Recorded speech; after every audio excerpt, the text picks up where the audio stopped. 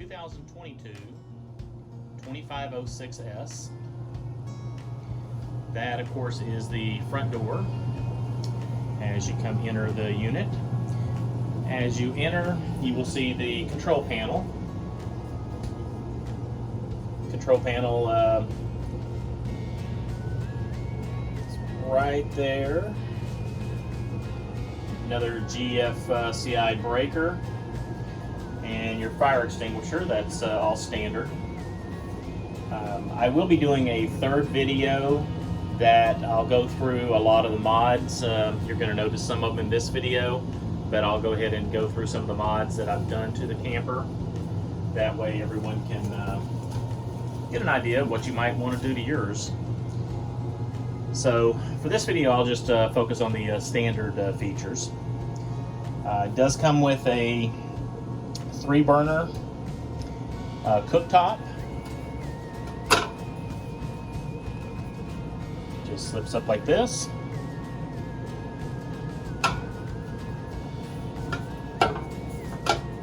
And then also an oven with an oven Lite. And it's actually quite a nice size oven. There is some slots in the back of the oven specifically for knives. It has a vent fan and a small light here. Of course, the microwave. That's one of the things I do for when I travel, is I cut a solid core pool noodle and just cut it a little bit taller than what the distance is from top to bottom, and that holds my glass tray in place where my glass tray cannot wiggle, and I don't have to put it into, I don't have to wrap it in a towel or anything like that. This keeps it just perfect. There is a storage up here on the top. This does have a small lip, but there is no cabinet on there. But I have found that as long as it's smaller things, I keep my first aid kit and a few things like that up there. But I've found that if it's shorter items, there's no issue with it falling out during transit. Above the sink, there are 3 cabinets. They are a complete pass-through, meaning there's not any type of divider, so you literally have the entire width of the cabinet that you can put items in. It's not incredibly deep. You can probably tell from the paper towel roll there that that's about as deep as it is, with maybe another 2 inches before you get to the lip. I found some Tupperwares, some little containers, plastic containers there, that are 13 5/8 by 8 1/4 by 4 7/8, and they seem to fit just perfect up there. Along with, I have a few other baskets up there.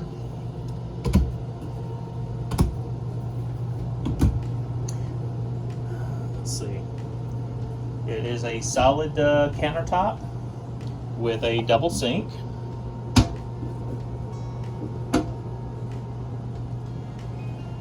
It does have a pop-up power port here with 2 USB connections.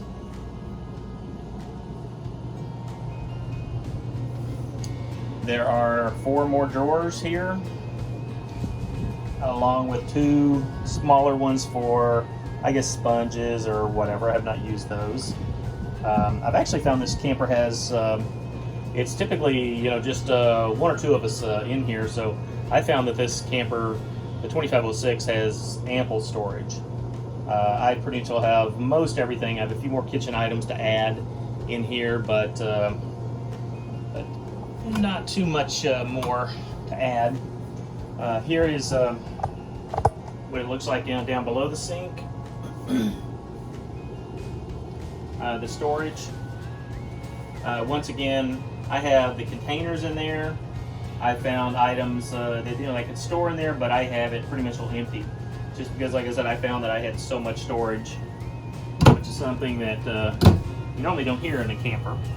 Underneath the oven, there is additional storage for some pans. I mainly focused that storage there just for items that would be strictly for the oven itself.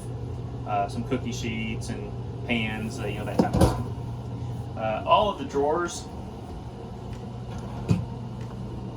are solid wood, which was really nice. A lot of the campers we looked at had a lot of particle board or just really thin wood, and I wasn't impressed with that. I've been really impressed with the construction of these Rockwood Minilites.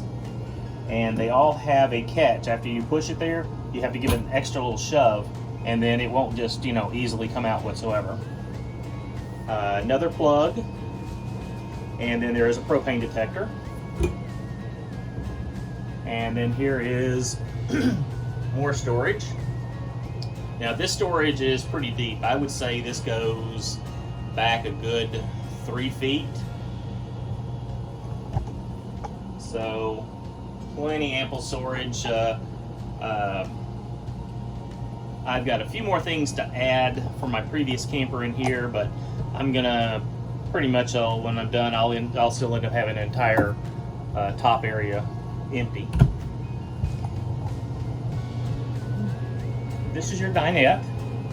The dinette, when it makes into a bed, it is about, I would say more or less about a full-size bed. Unlike a lot of campers, I found that these cushions are actually very comfortable. There's a couple other options you can get with this particular unit. Excuse me. You can get theater seating, I believe, is one of the options. But if you get the theater seating, you lose the storage that we saw on the outside, where I kept the chairs and a few things like that from part 1 in the video, as well as the storage underneath the cushions. So I opted to get the dinette. I wanted the extra bed space, full-size bed, for when my daughter comes along. And like I said, I found that the cushions were extremely comfortable.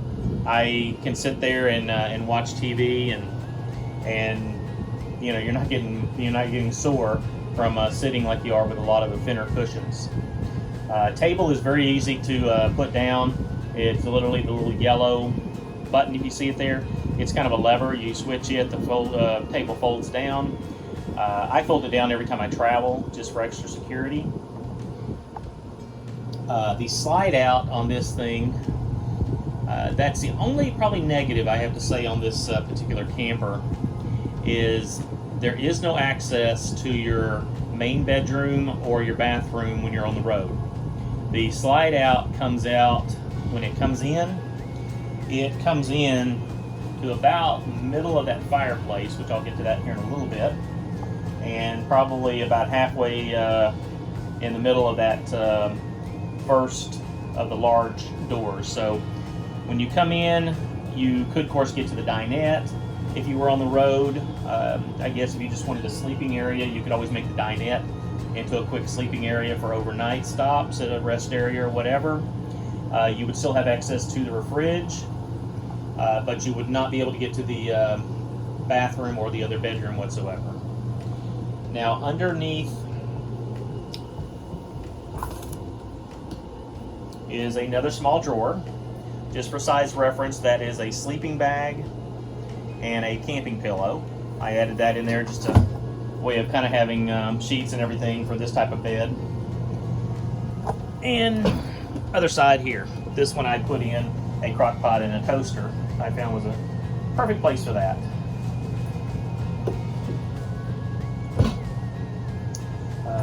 Standard on the 2022s now are the roller blinds. They're actually very good. Even daytime, you put it down, it can get quite dark in here. You still have some natural light, but at nighttime, even if there's a street lamp nearby, it does not put any type of light in the cabin whatsoever. One more look here. A lot of the items that you see that I have on the countertops, they are Velcroed down, with the exception of the monitor for the Huron camera system.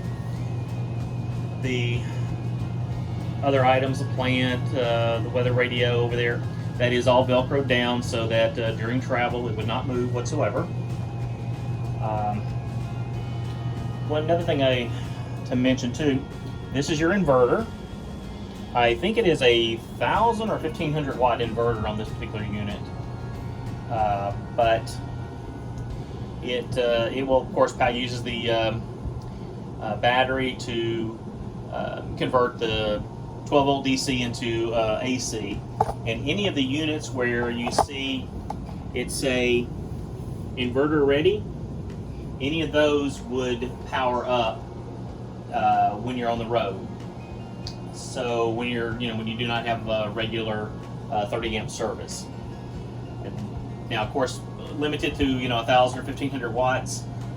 Personally, I wouldn't even attempt the microwave, but for the other items in here, the lights, the TVs, that type of thing, those are plenty sufficient. Charging a few things off the off the battery, that would be fine with the inverter. I guess while we're in here also, I will go back to the control panel, and you'll notice that it has a Wi-Fi Ranger built in. I saw a lot of videos where people were talking about that being difficult to operate, but I found that it was pretty easy. For anyone that's a little bit technical, you are able to change your SSID, which is essentially what your internet is called. So I named my camper internet one specific thing, and when I turn the Wi-Fi router on, anything that I want to connect, I only connect to just that. So whether it's a laptop, cell phone, iPad, whatever. Both of my TVs, I installed those Roku devices, so that when I do have Wi-Fi, I am able to watch Netflix or whatever. And the app is very simple to use. You just go in and connect to the on the app. It'll give you a list of available Wi-Fi's. Connect to the Wi-Fi of the campground that you happen to be staying in, and then automatically that creates a portal for the Wi-Fi Ranger, which is really just a glorified router. But it boosts the signal. If I only have one or two pegs, I get a full signal with the internet, and so far it's been pretty good. The next thing to mention is the fridge freezer is a 12 volt. Very ample space. I believe this thing is just short of being 12 cubic foot overall. Plenty of space in this. There is a smaller one, and by the way, that is beer in those bottles, not anything else, in case you're wondering. That is your fuse box. So you use a standard automotive fuses. And then the small vent that you see on the side, that is one of your heaters vents for in here. Speaking of heaters, you do have the electric LED heater fireplace. When you have the LED on, it simulates a flame. It's actually really nice. You are able to operate the flame with the heat going or heat off. It does put out a pretty good amount of heat. I mean, it's not enough if you were in 40-degree weather. You'd probably want to run your propane heat, but it takes a chill out, and it puts out quite a bit more heat than you'd expect. This is a redesign.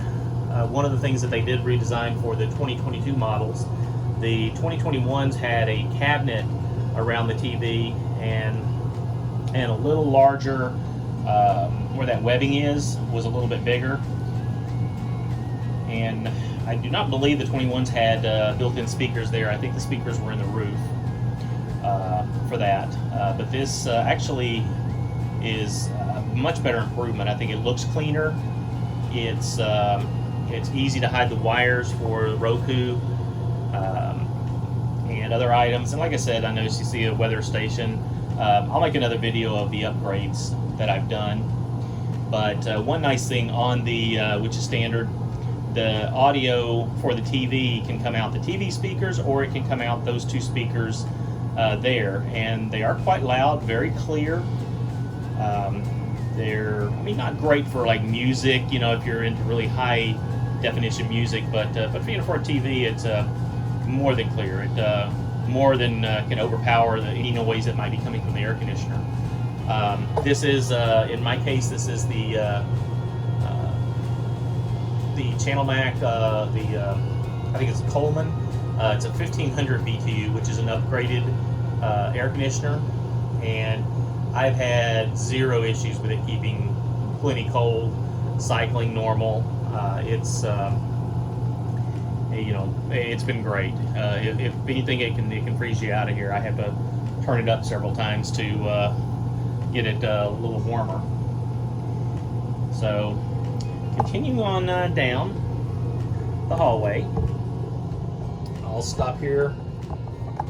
That is your controller for the solar panels on the top. And of course, right now it's registering 100%. That's because I am connected to regular shore power and the batteries are fully charged. But it will give you your battery percentage, a battery and a percentage, as well as tell you how much you're using. There's a algorithm that will tell you at the current rate that you're using about how many hours the battery will last. This is your controller for the thermostat for the air conditioning system. Okay, coming into the bathroom area. Of course, regular toilet. That is a porcelain toilet. The lid is plastic, but the main bowl is porcelain. Top is another vent fan, and that fan runs can really suck the air. It's this one's more or less for moisture. One trick I've noticed that I've learned when I am after a shower and you're wanting to get the moisture out a little quicker, if you run that one on high, and in my case I did the option upgrade in the bedroom and put a second fan in that. That's a manufacturer option. All you have to do on that one is just literally open it, and that creates a space that then the air will get sucked out from the bathroom and then down, and it creates a circulation of air, and it dries the bathroom out quite fast. Now in the bathroom you have a couple of cabinets. I'm going to start here lower, and so it's a nice size little cabinet. Down here, another GFCI breaker. Here's another upgrade for the 2022 models is the faucets.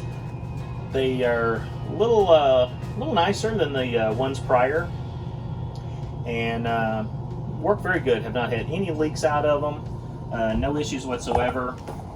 You've got a cabinet here with a mirror, and then this one is a huge cabinet. So very tall. I've got probably twice as many towels as I need, and I just literally put every one that I had for the camper in here, and I can still put things on the edge. Now in the shower, you'll notice that is a little rubber connector. That is for travel, so that the shower doesn't bounce around. The shower has a magnet catch, so it takes a little bit of a push to open it.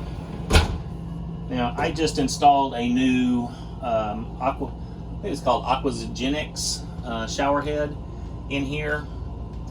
So the cord is still a little out of whack.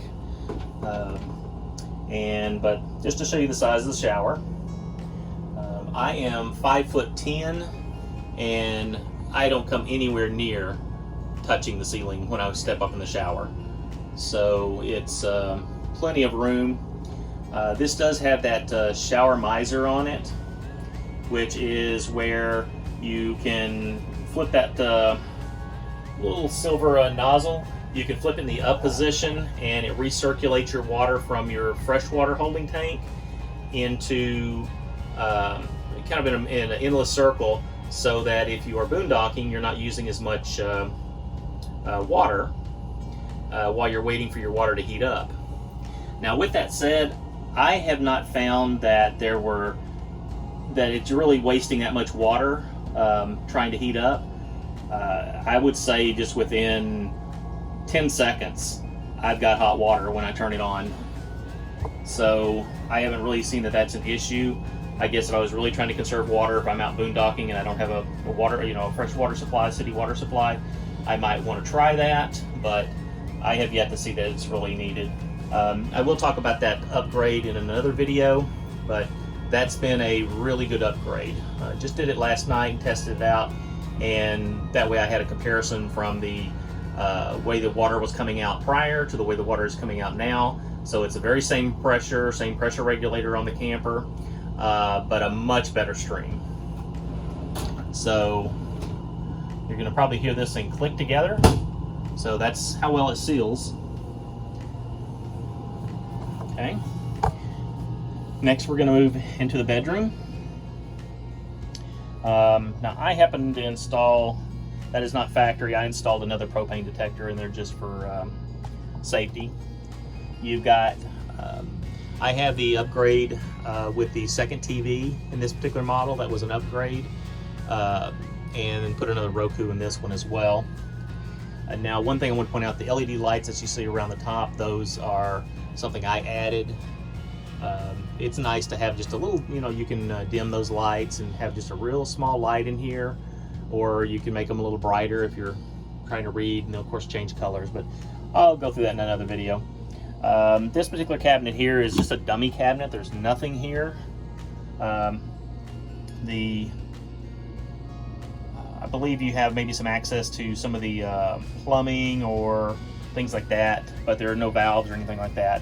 Your valves for your hot water tank bypass for winterizing are all outside, in which you would see in video 1 in that large tray that I pulled out.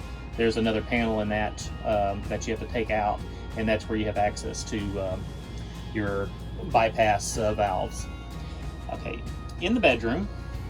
Bedroom also has very good storage. On one side of the bed, you have another inverter circuit.